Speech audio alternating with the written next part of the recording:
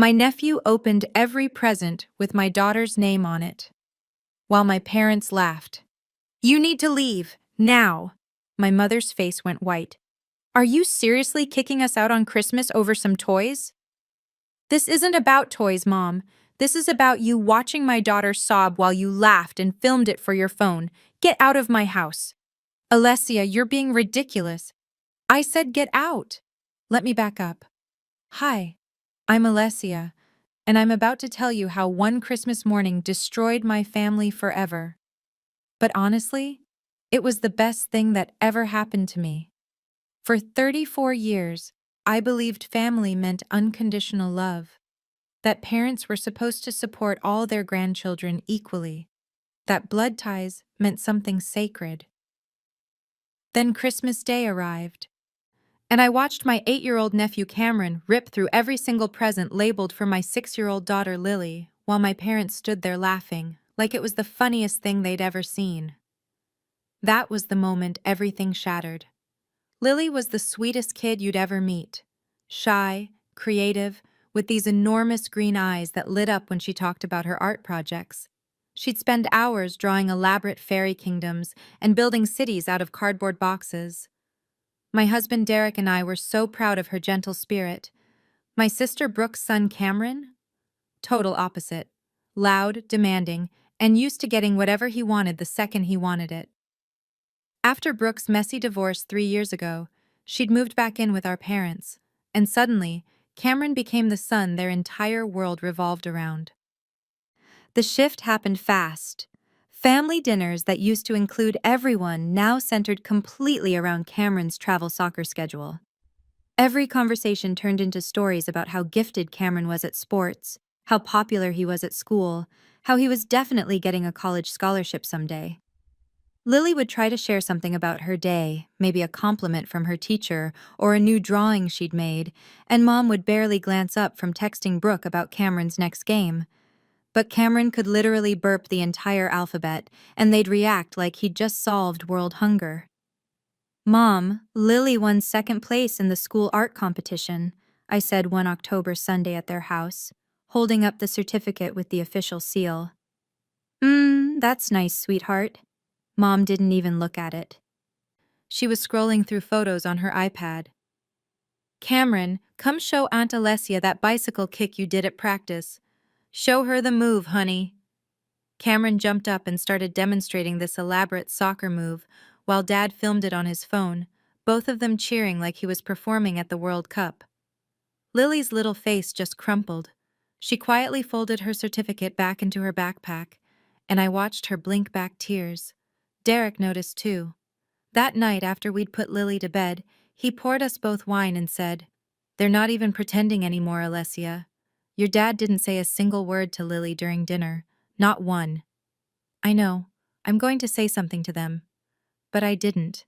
I kept hoping they'd snap out of it, that they'd realize what they were doing. Classic mistake, waiting for people to change when they've shown you exactly who they are. Christmas had always been sacred in our family. Every year, we'd gather at my parents' sprawling house in the suburbs, exchange gifts around their massive tree, and Mom would make her famous cinnamon rolls for breakfast. It was tradition. But this year, I decided to host at our place. I wanted Lily to feel special in her own home, to have one holiday where she wasn't invisible, where she could be the star for once. I spent 3 weeks preparing everything. Derek and I strung lights across every window, hung handmade ornaments Lily had crafted, set up a hot chocolate bar with every topping imaginable. I planned this elaborate breakfast spread: buttermilk pancakes, applewood bacon, scrambled eggs with chives, fresh fruit salad, and those croissants from the French bakery Lily loved. For Lily's gifts, Derek and I had saved for months. We bought her the professional art supply set she'd been circling in catalogs since summer: 72 colors of markers, oil pastels, watercolors, sketch pads, the works.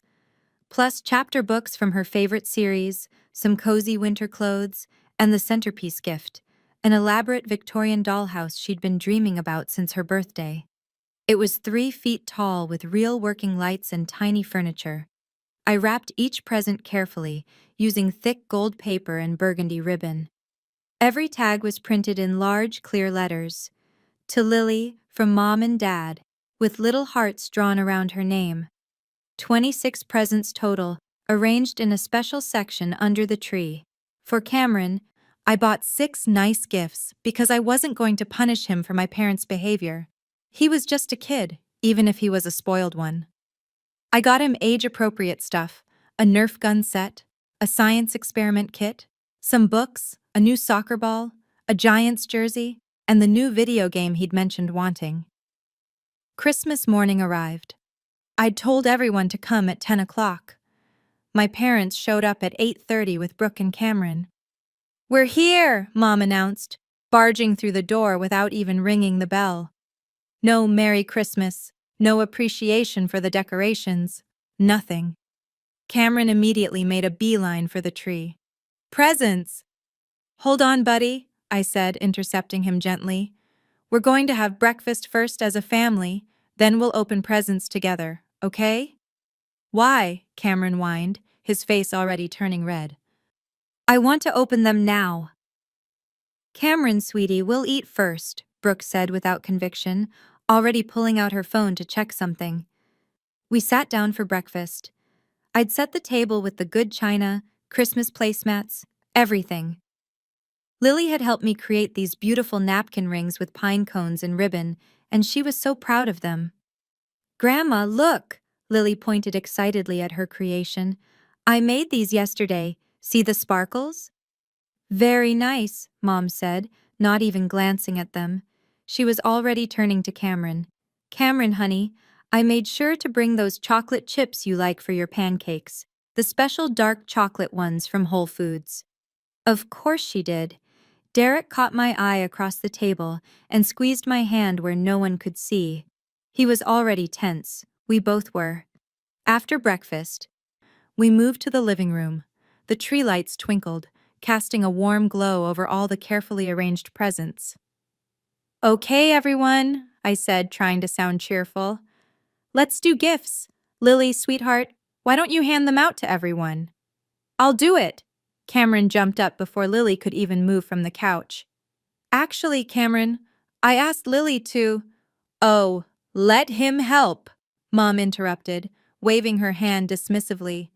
"He's so excited. Don't be so rigid, Alessia." My jaw clenched.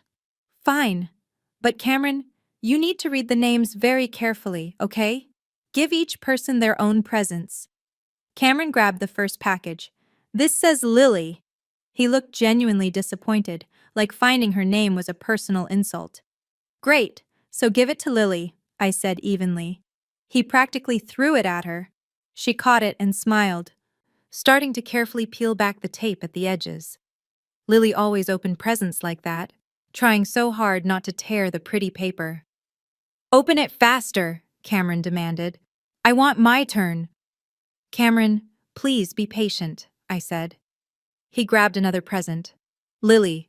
Again. He tossed it toward her, harder this time. It slid across the hardwood floor. "Lily, Lily, Lily, where are mine?" "Cameron, there are presents for you too," I said, trying to keep my voice calm. "See those 6 right there with the blue tags? Those are all yours." He looked at his 6 presents, then at Lily's pile of 26, and his entire face went crimson. "That's not fair. She has way more than me." "Cameron, listen," I said carefully, kneeling down to his level. "These presents are from me and Derek because we're Lily's parents. Your mom bought presents for you, and Grandma and Grandpa brought gifts too. It's going to even out, okay?" "But I want more!" he screamed, and I mean screamed. The sound was shrill enough to hurt my ears. "Tyler, honey, don't get upset." Brooke finally looked up from her phone. Then she had the audacity to look at me and say, "Alessia, couldn't you have been more thoughtful about the distribution? He feels left out." I stared at her, genuinely stunned. "Are you serious right now? He's not my child, Brooke. I bought him 6 presents out of courtesy. Lily is my daughter." "Family is family," Dad spoke up for the first time all morning. "We shouldn't be counting who gets what. That's not what Christmas is about. Then maybe, Derek said quietly but with steel in his voice, you all should have brought more presents for Lily. Since family is family. An uncomfortable silence fell over the room. Well, Mom said, clearing her throat awkwardly, let's just continue with the presents, shall we? Cameron, still pouting and red-faced, grabbed another present. This one had "To Lily" written in huge letters with glitter glue, impossible to miss. But instead of handing it to her like a normal person, he started ripping it open. Cameron, stop! That's not yours! I stood up quickly. I want to see what it is, he said, tearing through the gold paper with aggressive yanks. Cameron, stop! I moved toward him, but he'd already gotten it open. It was one of Lily's art supply sets, the watercolor paints with the 48-color palette. I want this, he announced, clutching it to his chest. Cameron, that is Lily's present, I said firmly, reaching for it. You need to give it to her right now. No! I'm keeping it! He jerked away from me. I looked at my sister in disbelief. Brooke, control your son, now. She shrugged. Actually shrugged. He's just excited. Maybe Lily can share? She got so many things. Share? It's her present. Don't be selfish, Alessia, Mom said, like I was the one being unreasonable. It's Christmas. It's about giving and sharing. I couldn't believe what I was hearing. The room started spinning a little. I'm selfish? Your grandson is literally stealing my daughter's presents. You're making a mountain out of a molehill, Dad said dismissively. They're just things, Alessia. Material objects. Derek stood up next to me. Are you people listening to yourselves right now? But Cameron was already on a rampage. He grabbed another present with Lily's name, ripped it open, then another, and another. He was like a tornado, tearing through package after package, tossing aside the wrapping paper I'd so carefully chosen, examining each item with this entitled smirk. These are mine now, he declared, piling them around himself. Lily's face had gone pale. Tears started streaming down her cheeks. Mommy, her voice cracked, those are mine. Make him stop. Please make him stop.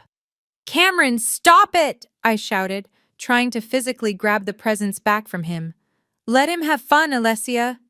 Mom actually pushed me back, put her hands on my shoulders and pushed me away from her grandson. You're ruining Christmas with this attitude. That's when it happened. The moment that's seared into my brain forever. The moment I can never unsee. Cameron grabbed the biggest box, the one containing Lily's special Victorian dollhouse, the gift she'd been dreaming about for 8 months. He ripped it open, saw what it was, and yelled, Yes! A dollhouse! I'm going to smash it! Lily's face just completely crumpled. Her shoulders shook with sobs. And my mother laughed. She actually threw her head back and laughed like it was the funniest thing she'd ever witnessed. Oh my goodness, Cameron, you're so funny. Look how excited he is. Dad was chuckling too, holding up his phone, recording the whole thing. This is hilarious. Cameron's on an absolute roll. This is going straight to Facebook. I looked at my daughter, my sweet, gentle daughter, tears pouring down her face, her special day completely destroyed, her dreams literally being torn apart, and my parents thought it was entertainment. They were laughing, filming, enjoying themselves. Something inside me just snapped. You need to leave. Now. The laughter stopped. Everyone turned to look at me. Are you seriously kicking us out on Christmas over some toys? Mom's smile faded. This isn't about toys, Mom. My voice came out eerily calm, which scared even me. This is about you watching my daughter sob while you laughed and filmed it. Get out of my house. Alessia, you're being ridiculous. I said get out. The room went completely silent. Derek moved to stand beside me, his hand on my shoulder. A united front. You don't mean that, Dad said slowly, lowering his phone finally. I absolutely mean it. I was shaking now but standing firm. You came into my home, you let Cameron destroy my daughter's Christmas, you physically pushed me aside to let him continue, and you laughed about it. You're not welcome here anymore. We're your parents, Mom shrieked, her face turning red. And Lily is your granddaughter, but you wouldn't know it by how you treat her. The words came pouring out. Every single time we're together, you ignore her. You dismiss everything she does. You act like she doesn't exist unless you can use her as a comparison to make Cameron look better. And today, you laughed while she cried on Christmas morning. So yes, you need to leave right now. Alessia, come on. Brooke stood up, Cameron still clutching armfuls of Lily's presents. Cameron's just a kid. He didn't understand what he was doing. He understood perfectly because you never discipline him, and I pointed at my parents, enable every bratty thing he does. And you, Mom, you pushed your own daughter away to let him continue destroying things. Your own daughter. If we leave now, Dad said coldly, we're not coming back. Is that what you want? Good, Derek said firmly. Doors that way. They all stared at us for a long moment. I could see the calculations happening behind their eyes, the realization that I was serious, that Derek supported me completely, that this wasn't a bluff. Mom grabbed her purse with sharp, angry movements. Fine, be that way. Don't come crying to us when you need something.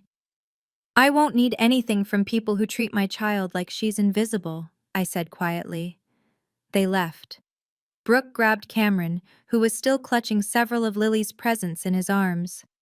I didn't even have the energy to fight about it anymore. What was the point? The door slammed so hard the windows rattled. Lily was sobbing in the corner of the room, curled into a small ball. Derek went to her immediately, scooping her up in his arms. I stood there shaking, watching through the front window as they loaded into Dad's SUV and drove away. Mommy?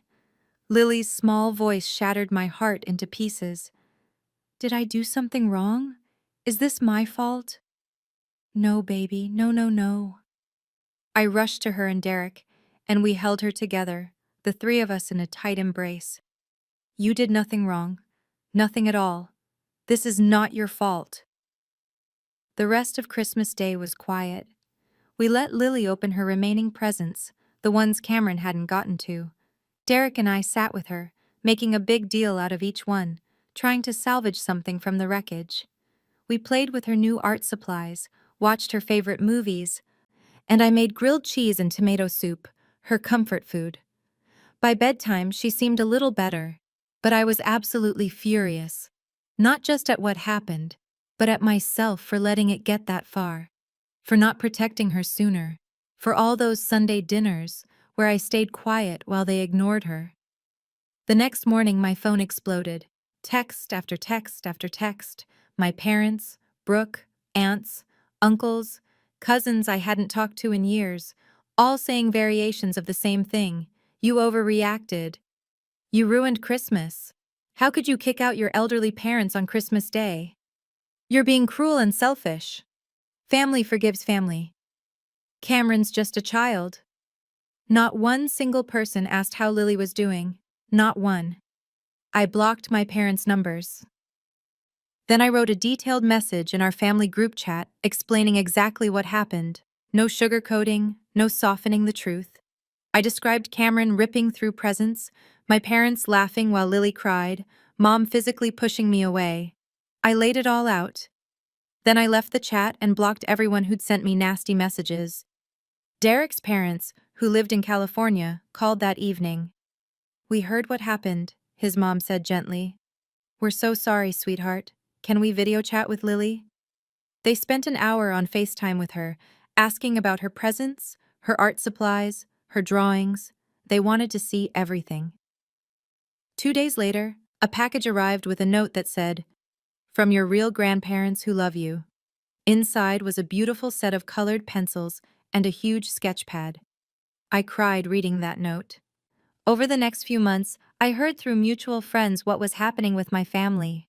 Apparently, Brooke had been relying heavily on our parents for free childcare and money. But without me there as the scapegoat, the difficult daughter they could bond over criticizing, cracks started showing fast. Cameron got expelled from his elementary school for bullying 3 different kids, had to switch to a new school across town. Brooke couldn't handle working full-time and dealing with his constant behavior problems, so she cut her hours to part-time. Money got really tight. My parents, now fully responsible for Cameron every single afternoon, started realizing what an absolute nightmare he was. The constant demands, the explosive tantrums when he didn't get his way. The destruction. He apparently broke Mom's favorite lamp during a meltdown and didn't even apologize.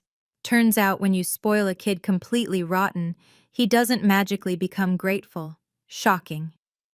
I heard through my cousin Rachel, one of the few family members who'd stayed neutral, that Dad complained to his brother that he couldn't even watch a football game in peace anymore because Cameron demanded constant attention.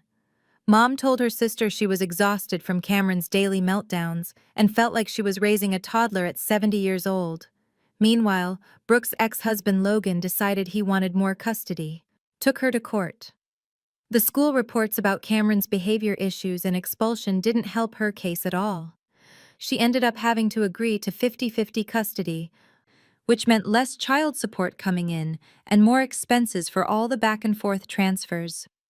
Without my parents' full-time help and less money coming in, Brooke struggled badly. She had to move out of my parents' house into a cramped 2-bedroom apartment in a less nice part of town, one she could barely afford even with her reduced rent. My parents, who'd promised to always help her and Cameron, suddenly discovered boundaries when it came to money. Funny how that works when reality hits. I didn't hear any of this directly from them, of course. We had zero contact, but our town was small enough that word got back to me through the grapevine. In March, 4 months after Christmas, my mom showed up at my workplace. Just appeared in the reception area of the marketing firm where I worked, asking to see me. I came down to the lobby, and there she was, looking older and more tired than I remembered. "I'm sorry," she said immediately.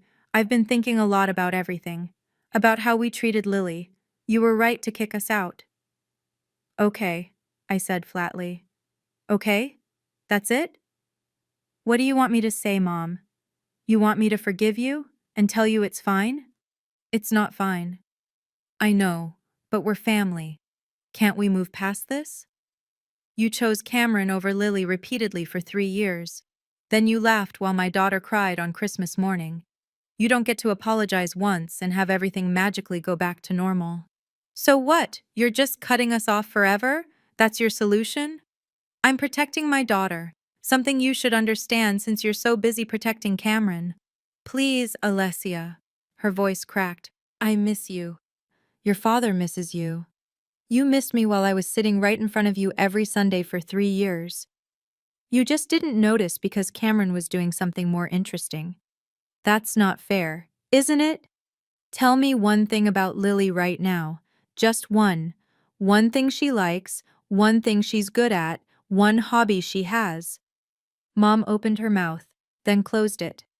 She stood there, searching for an answer. The silence stretched between us like a chasm. That's what I thought, I said quietly. You can't name a single thing because you never paid attention. But I bet you could tell me everything about Cameron's soccer schedule, his favorite foods, his friends' names. I know she likes art. Because of the supplies that that doesn't count. You only know that because you saw him destroy them. Alessia, please. We made mistakes, but we want to fix this. We want our family back. You don't want to fix anything. You want me to come back so Cameron has someone else to take attention away from him, so you can go back to ignoring Lily while pretending you're not playing favorites. That's not true. Then why are you here, really? Did Dad send you? Is it because things are hard with Brooke and Cameron now? Because you need me to be the peacemaker again? She didn't answer. The look on her face told me everything. I thought so. I picked up my bag. You should go, Mom. I have work to do. You're really going to throw away our entire relationship over this? I'm not throwing anything away. You did that when you chose who mattered in this family. I'm just finally accepting it. She tried several more times after that. Dad sent long emails about how hurt they were, how families should forgive, how I was being stubborn. Brooke sent a message saying I was punishing Cameron for being a kid. I didn't respond to any of it. Around May, I ran into my Aunt Patricia at Target. She cornered me near the home goods section. "Alessia, honey, when are you going to stop this nonsense?" she asked. "What nonsense?" "This whole drama with your parents? They're getting older. Life's too short for grudges." "You're right. Life is too short. Too short to spend it with people who hurt my daughter and don't even care." "They didn't hurt her. Cameron's just a child who got overexcited." They laughed while she cried. They physically pushed me aside to let him continue destroying her presents. They made her feel worthless on Christmas morning. That's hurt. "Oh, you're being so dramatic. Kids are resilient." "So Lily should just accept being treated like garbage because she's resilient? Would you tell your kids that?" Aunt Patricia's face flushed red. "That's different." "How? Because it's not your grandkids being affected?" She didn't have an answer. Funny how nobody ever did. In June, Brooke called from a number I didn't recognize. "What do you want?" I answered. "I need help. Cameron's therapist costs $400 a session, and insurance only covers half. Mom and Dad can't keep paying for it. Can you help?" "No." "Alessia, please. He's family. He's struggling."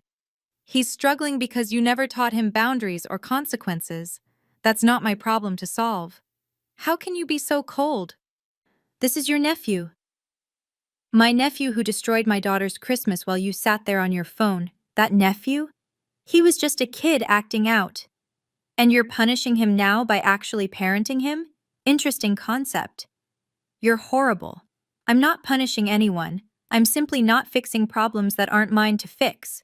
"You want help? Ask the parents who enabled him into this mess." "Oh wait, they can't afford it either. Guess that's what happens when you spend all your energy on the wrong things." I hung up. She didn't call back. 4 years have passed since that Christmas. Lily's 10 now, thriving without their toxicity in her life. She's confident, outgoing, and her art is genuinely amazing. We made new traditions, celebrate holidays with Derek's family, and close friends who actually care about her. Sometimes she asks about my parents. I tell her the truth in age-appropriate ways. Sometimes people don't treat us the way we deserve, and it's okay to step away from them, even if they're family. Last month I heard through the grapevine that Cameron's still in therapy. Multiple issues including aggression, entitlement issues, and no emotional regulation skills. Brooke's apparently drowning in therapy bills and medication costs, struggling to manage his behavior even with professional help. My parents? They're fully retired now, stuck dealing with the consequences of creating a monster they can't control. Every family gathering becomes about managing Cameron. Every holiday is stressful. They can't travel because Brooke needs their help constantly. I don't feel bad for them, not even a little bit. They made their choice. They chose to enable destructive behavior. They chose to laugh at my daughter's pain. They chose their golden grandchild over the grandchild who actually deserved their love and attention. Now they live with those choices.